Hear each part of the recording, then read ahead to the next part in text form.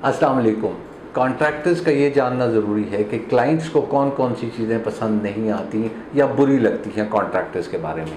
इसी तरह क्लाइंट्स का भी ये जानना ज़रूरी है कि जिस कॉन्ट्रैक्टर को वो फाइनलाइज़ कर रहे हैं उसमें ऐसी कोई चीज़ें हैं तो नहीं।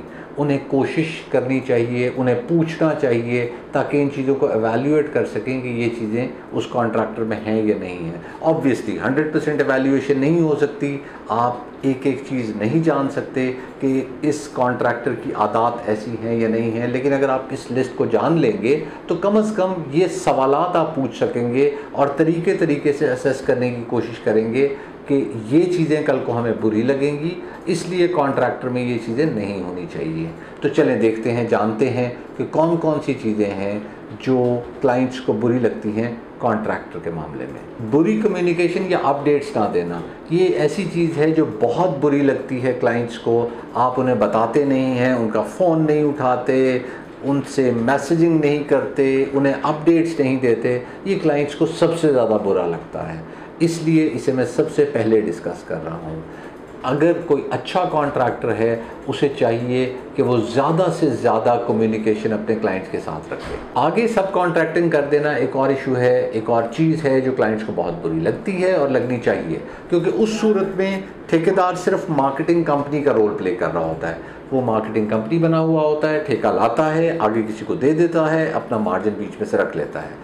इसलिए ये किसी हद तक बुरा भी लगना चाहिए क्लाइंट को और लगता भी है। हाँ, ये ज़रूर होता है कि हर काम आप खुद से नहीं कर सकते। फॉर एग्ज़ाम्पल शटरिंग लोग नहीं करते, इस तरह के और कुछ स्टेप्स हैं। बाज़ लोग पलस्तर नहीं करते क्योंकि स्पेशलाइज्ड लोग हैं पलस्तर में, तो वो लोग आके अच्छा काम करते हैं और वो काम ही वही करते हैं। तो वो छोटी सबलेटिंग चलती है, लेकिन पूरे का पूरा ठेका आगे सबलेट कर देना या सब कॉन्ट्रैक्ट कर देना वो क्लाइंट्स को बहुत बुरा लगता है। छुपे हुए खर्चे डाल देना, जिन्हें हम दूसरे लफ्ज़ों में हिडन कॉस्ट कहते हैं, वो भी काफ़ी अनोइंग होता है। बाउंड्री वॉल इसमें शामिल नहीं थी, इसमें गेट शामिल नहीं था, इसमें मे बी स्क्वायर फुटेज मैंने इस तरह से लेनी है, आप इस तरह एज्यूम कर रहे हैं, मैंने तो इस तरह सोचा था। इस पर पूरी एक वीडियो हो सकती है, ये जो हिडन कॉस्ट डाली जाती हैं, और मैं इंशाल्लाह बहुत जल्द वीडियो करूँगा और फिर उसका लिंक भी शेयर कर दूँगा। लेकिन अभी के लिए सिर्फ कॉन्ट्रैक्टर्स को बताना ये ज़रूरी है कि क्लाइंट इस पे बहुत ज़्यादा गुस्से होता है, बहुत ज़्यादा एनॉय होता है, तो ऐसा करना छोड़ दें। क्वालिटी ऑफ वर्क ना देना, पहले पैसे कम कर देना, कॉन्ट्रैक्ट लेने के लिए 50 रुपये 100 रुपये पर स्क्वायर फिट कॉस्ट को स्क्वीज़ कर देना और उसके बाद फिर क्वालिटी ऑफ वर्क ना देना। इसमें मेरे ख्याल में क्लाइंट भी इक्वली रिस्पॉन्सिबल होता है। वो पहले टोटल स्क्वीज़ कर रहा होता है प्राइस पे, ये सोचे बगैर कि जाहिर है इसमें क्वालिटी का एक फैक्टर भी है और क्वालिटी का फैक्टर गिर जाएगा, और उसके बाद क्वालिटी पे बातें शुरू हो जाती हैं। ऐसा मुमकिन नहीं है कि बहुत कम पैसों पे आपको वही क्वालिटी मिल सके जो थोड़े से ज़्यादा पैसों पे आपको मिलेगी। हाँ, कुछ केसेस में जिन लोगों की इंटेंशन होती है कि हमने चोरी करनी है, हमने डाका डालना है, हमने इस एक घर से कमाना है, वो ऐसा करते हैं। अदरवाइज़ जो आप पे कर रहे होते हैं उस पर सर्टेन परसेंटेज होती है और वो सर्टेन परसेंटेज मार्जिन रख के आपका काम किया जा रहा होता है। काम को बहुत डिले करने से भी क्लाइंट खफा होता है, और कोशिश ये करनी चाहिए कि अगर आपने काम लिया है और उसमें कुछ ऐसी हिंड्रेंसेस आ गई हैं जिससे डिलेज हो गई हैं, तो आप उन्हें कवर करने की कोशिश करें। ये इंटेंशन ही अगर क्लाइंट को नज़र आएगी तो इतना गुस्सा नहीं होगा क्लाइंट, क्योंकि उसे पता होगा कि एटलीस्ट आगे तो कम से कम डिले नहीं आएगी और ये कोशिश कर रहे हैं कि पिछली डिले को कवर कर लिया जाए। तो अगर आपने इस नाराज़गी से क्लाइंट को दूर रखना है तो कोशिश करें कि टाइमलाइंस मीट करें, रेगुलरली टाइमलाइंस देखें कि आपने क्या करना था, क्या नहीं हुआ। कोशिश करें एक्स्ट्रा टाइम लगाएं, कुछ करें, आप डिलेज ना आने दें, क्योंकि अदरवाइज़ क्लाइंट नाराज़ होगा। साइट का बहुत गंदा होना एक और रीज़न है क्लाइंट की नाराज़गी का। ये तो मैं मानता हूँ कि ऐसे नहीं हो सकता कंस्ट्रक्शन साइट बिल्कुल ही साफ़ हो, उस पर कुछ ना हो, कचरा ना हो, कोई चीज़ ना हो, लेकिन जितनी साफ़ रखी जा सकती है, जितना मटेरियल को सेग्रीगेटेड रखा जा सकता है, जितना कंस्ट्रक्शन एरिया को साफ़ रखा जा सकता है, वो कॉन्ट्रैक्टर्स के लिए, यानी कि आपके लिए अगर आप कॉन्ट्रैक्टर हैं, ज़्यादा फ़ायदेमंद होगा और साथ में क्लाइंट भी खुश रहेगा। अगर आपकी साइट गंदी रही तो आपको भी नुकसान होगा, आपकी बहुत सारी प्रॉब्लम्स छुप जाएंगी और साथ में क्लाइंट तो गुस्सा करेगा, क्योंकि जब उसकी फैमिली आएगी तो साइट बहुत बुरी नज़र आ रही होगी। बिल्कुल सुपरविजन ना होना क्लाइंट की परेशानी का बायस बनता है, और परेशान होना भी चाहिए कि कोई आ ही नहीं रहा साइट पे, कोई साइट को देख नहीं रहा, कोई चेक नहीं कर रहा। हाँ, ये मुमकिन नहीं है कि कॉन्ट्रैक्टर हर वक्त आपकी साइट पे मौजूद रहेगा, सुबह शाम आपकी साइट पे होगा, ऐसा मुमकिन नहीं है। लेकिन ऐसा भी नहीं होना चाहिए कि कॉन्ट्रैक्टर को कई कई दिन साइट पे नहीं आना चाहिए। अगर वो खुद नहीं आ सकता तो उसका सुपरवाइज़र, उसका इंजीनियर रेगुलरली, मेरी कोशिश, मेरी ख्वाहिश ये होगी कि अगर आपने क्लाइंट को खुश रखना है तो डेली साइट का विज़िट करें और रिपोर्ट शेयर करें, कम्युनिकेट करें। जितनी अच्छी कम्युनिकेशन होगी उस बंदे की, उस शख्स की, उस इंजीनियर की, उतना ही अच्छा क्लाइंट आपके साथ बिहेव करेगा। झूठ बोलना एक ऐसी चीज़ है जिस पे कोई शख्स भी गुस्से होगा आपसे, किसी मामले में आप उससे झूठ बोलेंगे, उस शख्स को आपसे गुस्सा होना चाहिए। और इस केस में जहां उसकी सारी ज़िंदगी की जमा पूंजी लग रही है, अगर आप उससे झूठ बोलेंगे तो उसका नाराज़ होना, यानी कि क्लाइंट का नाराज़ होना बिल्कुल बरहक है। आप अलबत्ता इस चीज़ से परहेज़ करें, आप एडमिट कर लें गलती। लोग बड़े अच्छे से आपको रिस्पॉन्ड करते हैं अगर आप गलती को एडमिट कर लेते हैं और कहते हैं इसे मैं रेक्टिफाई कर दूँगा। तो झूठ बोलने वाला एलिमेंट बहुत ज़्यादा है हमारे मुल्क में, वैसे भी कंस्ट्रक्शन इंडस्ट्री में और ज़्यादा है।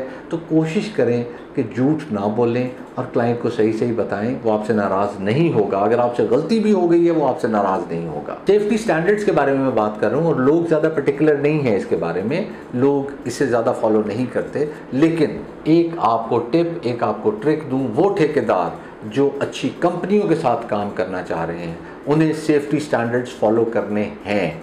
और किसी हद तक घरों के केस में भी अब लोग इस बारे में अवेयर होते जा रहे हैं और वो चाहते हैं कि अच्छे सेफ्टी स्टैंडर्ड्स फॉलो किए जाएं।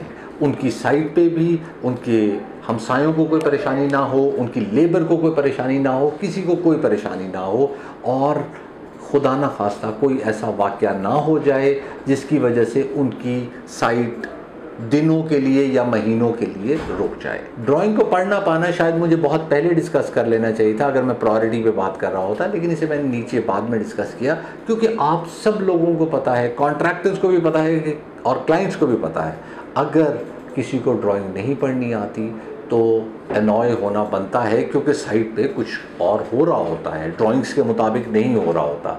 इसलिए ड्राइंग्स को अच्छे से जानना, अगर कॉन्ट्रैक्टर खुद से नहीं पढ़ सकता तो उसके टीम मेंबर्स को वो ड्राइंग्स अच्छे से पढ़नी चाहिए और इम्प्लीमेंट करानी चाहिए। गलतियां ना मानना, ये उसी बात से मिलता जुलता है झूठ बोलना, क्योंकि मेरे ख्याल में गलती ना मानना झूठ बोलने के मुतरादिफ है। आप गलती नहीं मान रहे होते और आप झूठ बोल रहे होते हैं और आप लॉजिक्स दे रहे होते हैं उस पर। हाँ, अगर आपकी गलती नहीं है आपका लॉजिक देना बनता है और क्लाइंट आप पे ट्रस्ट भी करेगा। अगर आप कोई भी गलती नहीं मानते और हर गलती पे आप यही कहते जाते हैं कि ये तो बहुत छोटा इशू है, ये तो इशू है ही नहीं, तो फिर क्लाइंट का गुस्सा करना आप पे बिल्कुल हक बजाने पे। मटेरियल बुरा या कम लगवाना, इस पे लड़ाइयाँ शुरू हो जाती हैं, बल्कि हाथापाई हो जाती है, लोग इन्वॉल्व हो जाते हैं, कोर्ट कचहरी के चक्कर लगना शुरू हो जाते हैं। बहुत सीरियस मैटर है, लेकिन हम सब जानते हैं कि इस पे किसी को भी गुस्सा आएगा। किसी का घर बन रहा है, उसका मटेरियल सही ना लगाया गया या मटेरियल कम लगाया गया या मटेरियल बुरा लगाया गया, तो उसका नाराज़ होना, उसका लड़ना, उसका झगड़ना, उसके मार कुटाई करना, ये सब उसे कर लेना चाहिए। अगर आप उसके साथ ऐसा करेंगे तो इस चीज़ पे कॉन्ट्रैक्टर को परहेज़ करना चाहिए, और क्लाइंट्स को जब वो घर बनवा रहे हैं उन्हें ये चीज़ें डिफ़ाइन कर लेनी चाहिए, ये चीज़ें डिटर्मिन कर लेनी चाहिए, both quality as well as quantity. Quality तो कर लेते हैं, क्वांटिटी के मामले में बहुत लोग मिस कर जाते हैं कि आपने प्लास्टरिंग में क्या रेशो रखनी है, आपने चुनाई में क्या रेशो रखनी है। ये बहुत से केसेस में मैंने देखा है, बहुत ज़्यादा केसेस में मैंने देखा है कि मेंशन नहीं होता कॉन्ट्रैक्ट। कमिटमेंट ना पूरी करना या कमिटमेंट से मुकर जाना, ये एक और चीज़ है। आप किसी ट्रेड में हैं, किसी बिजनेस में हैं, आपका क्लाइंट आपसे नाराज़ हो जाएगा। आप नोट कर रहे होंगे ये ज़्यादातर चीज़ें वही हैं जो आप अपने बिज़नेस, अपनी जॉब में देख रहे होते होंगे। अगर ये चीज़ें नहीं होती तो आप नाराज़ होते हैं, आप नहीं करते तो आपका क्लाइंट आपसे नाराज़ होता है। तो ये मुख्तलिफ़ चीज़ें नहीं हैं। कमिटमेंट अगर पूरी नहीं होगी, कॉन्ट्रैक्टर अपनी जो उसने वादा किया है वो पूरा नहीं करेगा, मुकर जाएगा, भाग जाएगा, तो आपको तकलीफ़ भी होगी, गुस्सा भी होगा, लड़ाई भी शुरू होगी, झगड़ा भी होगा, सब कुछ होगा। तो कॉन्ट्रैक्टर्स प्लीज़, ये वही इंडस्ट्री है, ये बाकी सारी इंडस्ट्रीज़ की तरह है जिसमें अगर आप ये काम नहीं करेंगे तो फिर आपको परेशानियां आनी हैं। दूसरी बात, क्लाइंट्स को ये चीज़ें, मैं ये शायद दूसरी तीसरी दफ़ा कह रहा हूँ कि क्लाइंट्स को ये चीज़ें पहले डिटर्मिन कर लेनी चाहिए, अंदाज़ा लगा लेना चाहिए कि किस हद तक कमिटमेंट पूरी की जाती है इस कंपनी की तरफ से, इस कॉन्ट्रैक्टर की तरफ से या इस शख्स की तरफ से। फ्रंट लोडिंग एक और चीज़ है जिससे क्लाइंट नाराज़ हो जाता है। हाँ, शुरू में नाराज़ नहीं होता, उसे पता ही नहीं चलता फ्रंट लोडिंग हो गई है, लेकिन बाद में उसकी नाराज़गी शुरू हो जाती है जब उसे पता लगता है कि काम थोड़ा हुआ है और पैसे मैं बहुत दे चुका हूँ, तो फिर वो आपके पैसे रोकना शुरू करता है, आप कहीं खर्च कर चुके होते हैं और परेशानियाँ शुरू हो जाती हैं। हाँ, आजकल फ्रंट लोडिंग हो रही है और दोनों की म्यूचुअल कंसेंट पे हो रही है। आपको कॉन्ट्रैक्टर कुछ बेहतर रेट दे देता है, आप उसे ज़्यादा पैसे दे देते हैं, वो मटेरियल बुक करा लेता है, उसे भी उतने लॉसेस नहीं होते, तो विन विन सिचुएशन बन जाती है। आजकल कुछ फ्रंट लोडिंग हो रही है, लेकिन अगर फ्रंट लोडिंग की जाए तो दोनों की म्यूचुअल कंसेंट से की जाए, यानी कि क्लाइंट और कॉन्ट्रैक्टर की। अगर दोनों की म्यूचुअल कंसेंट से ना की गई तो कल को क्लाइंट नाराज़ होगा। कॉन्ट्रैक्ट पूरा किए बगैर भाग जाना, वही कमिटमेंट ना करना। लेकिन ये इतना इम्पॉर्टेंट पॉइंट है कि इस पे आपको वो कहीं रिकमेंड नहीं करेगा। अगर कल को कोई पूछेगा उस शख्स से, उस क्लाइंट से कि ये कॉन्ट्रैक्टर कैसा है, तो वो आपको गालियां देगा, और गालियां देना हक बनता है उसका अगर आपने उसका कॉन्ट्रैक्ट पूरा नहीं किया और आप पहले भाग गए हैं। हाँ, कुछ केसेस में क्लाइंट भी ज़्यादती करते हैं और बहुत ज़्यादती करते हैं, उस सूरत में आपको भागना पड़ता है। उनकी बाद में डिमांड्स बहुत ज़्यादा हो जाती हैं और वो कहते हैं मैं एडिशनल पैसे नहीं दूंगा, तो उस सूरत में आपको भागना पड़ता है। तो उस सूरत में मेरे ख्याल में कोई हर्ज नहीं है, क्योंकि आप अपना लाखों का नुकसान नहीं करा सकते एक शख्स की ख्वाहिशात पूरी करने के लिए। जल्दी जल्दी पैसे मांगना, बल्कि शायद मैं कहूँगा हर वक्त पैसे मांगना, यही कहना सर पैसे होर दो, पैसे होर दो, आज पैसे दो, कल पैसे दो, ये भी अनॉय करता है कस्टमर को, ये नाराज़ करता है कस्टमर को। वो गुस्से में आ जाता है, वो आपसे लड़ना झगड़ना शुरू कर देता है। वो कहता है काम तो करो, आप रोज़ पैसे मांगने आ जाते हो। नॉर्मली ये चीज़ उस पर ज़्यादा होती है जब टाइमलाइन बेस्ड आप पैसे दे रहे होते हैं, हर हफ्ते वो पैसे मांगने आ जाता है और फिर वो काम उतना नहीं कर रहा होता, तो इस पे भी नाराज़गी जायज़ बनती है। बहुत ज़्यादा रिजिड होना एक और नेगेटिव है, एक और ऐसी चीज़ है जिस पे क्लाइंट को गुस्सा आता है, लेकिन फ्लेक्सिबिलिटी की भी लिमिट होती है। दूसरी तरफ मैं ये बताना चाहूँगा कि जब आप कॉन्ट्रैक्ट कर रहे होते हैं तो उस वक्त आपको पता लग जाता है कि आपका कॉन्ट्रैक्टर कितना रिजिड है। अगर वो ऑनेस्ट है तो, अगर वो डिसऑनेस्ट है तो वो उस वक्त फ्लेक्सिबल होगा, बाद में रिजिड हो जाएगा। तो अनलिमिटेड फ्लेक्सिबिलिटी आपको नहीं मिल सकती, नंबर 1। नंबर 2, अगर आपने रिजिड कॉन्ट्रैक्टर से कॉन्ट्रैक्ट कर लिया है तो यू न्यू कि ये रिजिड है, अब उसके साथ ऐसे ही चलना है, बाद में भी वो रिजिड रहेगा, आपको उसके साथ गुजारा करना है, क्योंकि आपने डिसाइड किया था, आपको पता था वो रिजिड था। अगर आप एवेल्यूएट नहीं करते रिजिडिटी और फ्लेक्सिबिलिटी पे किसी भी कॉन्ट्रैक्टर को, तो वो आपका डिसीजन है।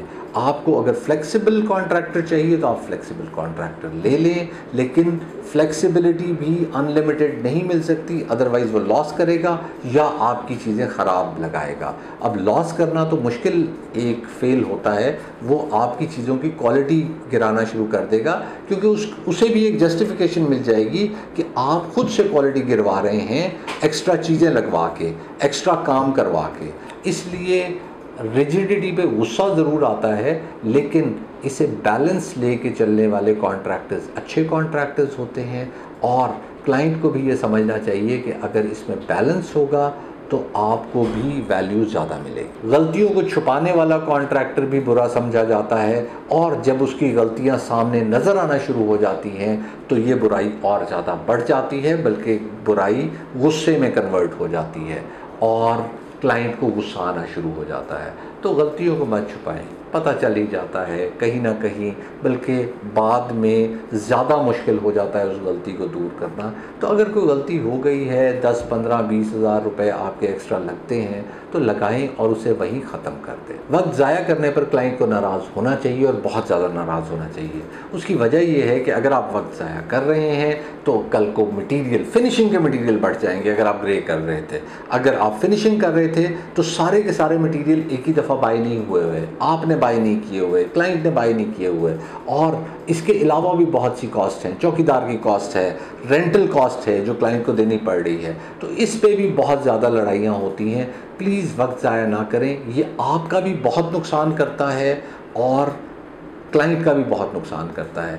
इस पे तो आपको ऐसे फोकस्ड होना चाहिए कि आप घर से निकलें तो आप प्लान करके निकलें, आपने क्या क्या चीज़ें करनी हैं। जब अच्छे से प्लानिंग होगी, आप उसे अच्छे से इम्प्लीमेंट करेंगे सारे दिन, आपको रिज़्क़ हलाल बहुत अच्छा मिलेगा और क्लाइंट भी आपसे बहुत खुश होगा, वो आपको रिकमेंड करेगा।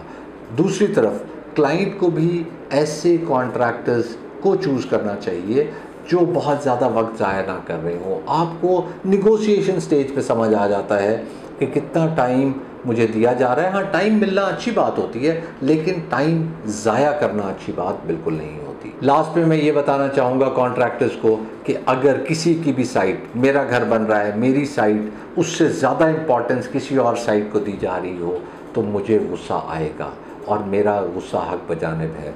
मेरी साइट को भी उतनी इम्पोर्टेंस मिलनी चाहिए जितनी दूसरी साइट को मिल रही है। हाँ, ये नहीं है कि मेरी साइट को आप ज़्यादा इम्पोर्टेंस दे दें, कभी कभी ज़रूरत पड़ती है, उस वक्त आप किसी एक साइट को ज़्यादा इम्पोर्टेंस देना शुरू कर देते हैं, कंस्ट्रक्शन साइट को, लेकिन जनरली ये नहीं होना चाहिए।